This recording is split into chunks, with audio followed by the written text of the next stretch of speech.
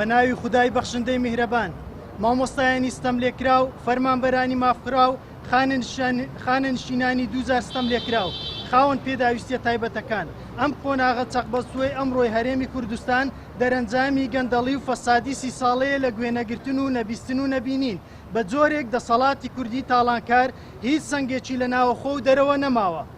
ئەوەشی بەدەستی ئەم فۆرمە لە حکومڕانیەوە دەمێنەوە تەنها هێزی چەک و هێزی پارە و هێزی ترسە لە ئاکار و شوناسی هەرە سەرچەکەی بەرەمێنانی ستەمکاری بەردەوامە. دیارترین ستەمیش بەناو پاشەکەوتی موچە و ڕاگررتنی پلە بەرزکردنەوەی موچەخۆرانە. خراپ بەڕێوەبردننی ئیدارەی ئەم هەرێمە بەرەو هەڵدێر و لە ناوبردن دەبات.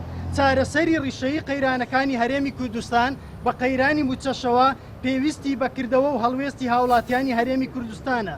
لەم سۆنگەیەوە ڕایدەگەیەنین لە ڕۆژی 13/9/2023 دەرگای ناوەندەکانی خوێندن بە پەروەردە و خوێندنی باڵاوە ناکەینەوە و بایکۆتی سەرتاسەری کراوە ڕادەگەیەنین و داوا لە سەرجەم موچەخۆران و هاوڵاتیانی فەرمانگەکان دەکەین کە لە سبەی یەکشەمەوە دەرگای فەرمانگەکان دابخەن و بایکۆت ڕابگەێنن. هاوکات لێرەوە ڕایدەگەیەنین سازش لە مافەکانمان ناکەین کە دیارترینیان بریتین لە چارەسەرکردنی کێشەی مامۆستایانی وانەبێژ بەر لە دەستپێکی یەکەم ڕۆژی ساڵی نوێ خوێندن، گێڕانەوەی موچە فەوتا و دواکەوتوەکان، ڕێخستنەوەی پێدانی موچە کە لە 30 ڕۆژ جارێک تێپەڕ نەکات. مامۆستایان و فەرمانبەری ناڕازی هەرێمی کوردستان 9/9/2023.